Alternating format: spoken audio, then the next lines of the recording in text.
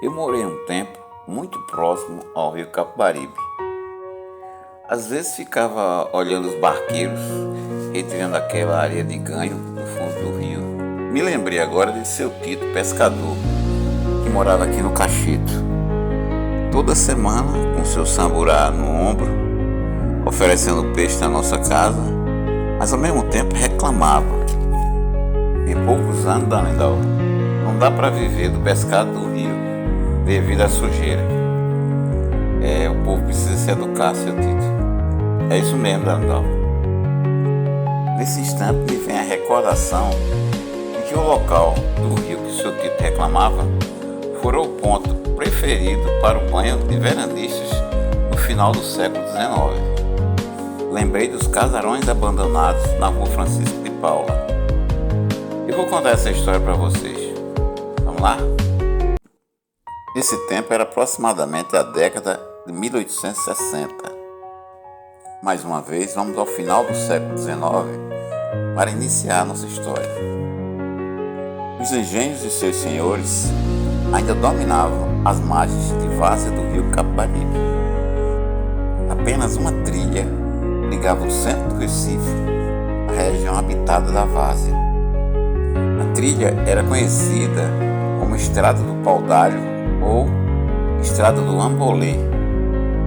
Há poucos anos, o engenheiro francês Louis Vautier acabara de construir a Ponte Pêncil de Caxangá. A Ponte Pêncil fora construída na administração do Conde da Boa Vista para facilitar o escoamento do açúcar dos engenhos da região do Pau-d'Alho. Nas proximidades da ponte, as águas do rio eram límpidas, oferecendo um banho natural para os vizinhos do lugar. Nas proximidades, a bela capela de São Francisco de Paula acompanhava o aumento dos banhistas vindo da vila do Recife. Aos poucos, os casarões começavam a ser construídos nas margens do rio, e alguns deles foram construídos por Louis Vautier. A nobreza do Recife e da várzea começava a se posicionar na região próxima à ponte, embelezando o lugar com seus casarões no estilo europeu. Em pouco tempo, aquele local começava a ser popularmente apelidado como o Sertãozinho. Em 1867, começa a ser utilizada a marcha-bomba pelos ingleses para agilizar o transporte do açúcar, condição que facilitaria também o fluxo de veranistas para o Sertãozinho. Por quase 4 décadas, aquele fora o local de lazer da elite do Recife. Porém, infelizmente, a previsão do seu Tito do Peixe quanto à poluição já começava no início do século XX.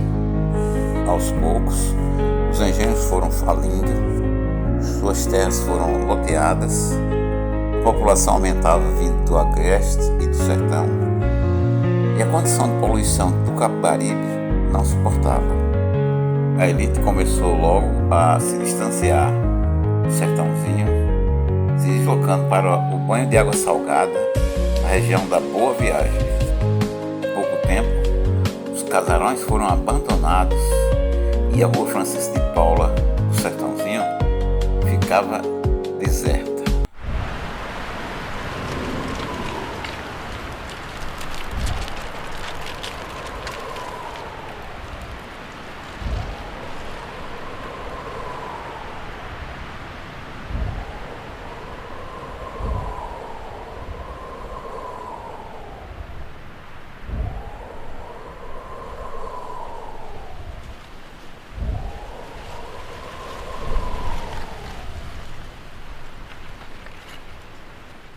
Nessa época, o presidente da província já começava a construção da estrada paralela aos trilhos da marcha-bomba, ligando o Ambolé à Madalena, próximo ao Recife. Dessa forma, a grande movimentação de canoas, botes, jangadas que transportavam pessoas e mercadorias do Recife para a região de Várzea e Pau-d'Alho começava a não utilizar mais o rio como via de transporte. Ainda me lembro de ver nessa rua, na década de 1970, A casa dos Lundrives, com seus carrões saindo pela manhã para o trabalho. Me recordo da casa do comerciante, seu Valdemar, que também morava nessa rua Francisco de Paula.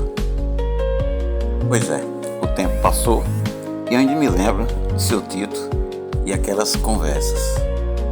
Atualmente, o Rio insiste em sobreviver. Do sertãozinho, parece que até as lembranças foram esquecidas, infelizmente.